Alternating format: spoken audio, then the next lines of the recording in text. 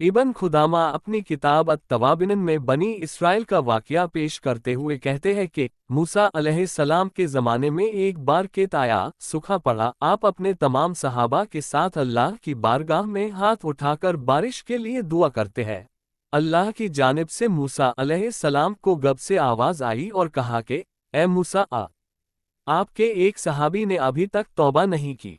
उद्धरण चिन्ह। मूसा अलैहिस्सलाम अपने सहाबा से कहते हैं कि तुम में से कौन है जिसने अभी तक तौबा नहीं की, इसलिए बारिश नहीं हो रही। ये कहते ही बारिश का बरसना शुरू हो गया।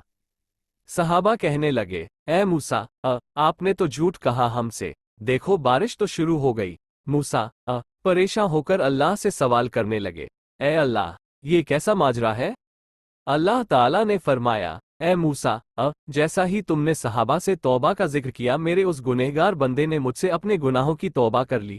रिवायतों में आता है कि उस सहाबी के मुंह से इस्तिग़फ़ार का जुमला निकला। मूसा ने कहा, ए अल्लाह, मुझे भी बता, भला वो कौन था बंदा? अल्लाह ताला ने फरमाया, ए मूसा, मेरा बंदा जब गुनाह करके तौबा नहीं किया तब मैंने तुमसे छुपाया, अब तो मेरा बंदा तौबा कर चुका है, फिर भला अब तुम्हें कैसे उसका नाम बता दूं? सुभान अल्लाह, ये रिश्ता है अल्लाह का अपने बंदों से। मेरे अजीजों, अल्लाह रब्बुल इज़्ज़त हमारे गुनाहों को पोशीदा रखने पर कादिर है, और सिर्फ पोशीदा ही नहीं बल्कि हमारे गुनाहों को मुआफ़ करने पर भी कादिर है। ज़रा शिद्दत से खालिस उसकी बारगाह में हाथ फैलाकर तो देखो। बहरहाल, इस वाक़ये में नसीहत है उन तमाम हज़रात के लिए जो अल्लाह से मायूस होकर अल्लाह के आगे सर झुकाने के बजाय फ़लाह और फ़लाह के दर पर झुकते हैं।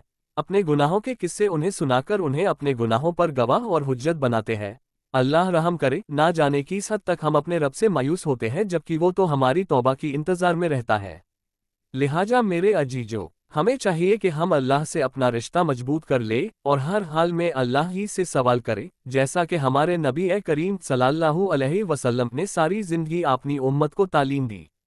इंशाअल्लाहुल अज़ीज़, अल्लाह ताला हमें कहने सुनने से ज़्यादा अमल की तौफीक दे। जब तक हमें जिंदा रखे, इस्लाम और ईमान पर जिंदा रखे, खात्मा हमारा ईमान पर हो। व आखिरु दावाना अल्हम्दुलिल्लाहि रब्बिल आलमीन।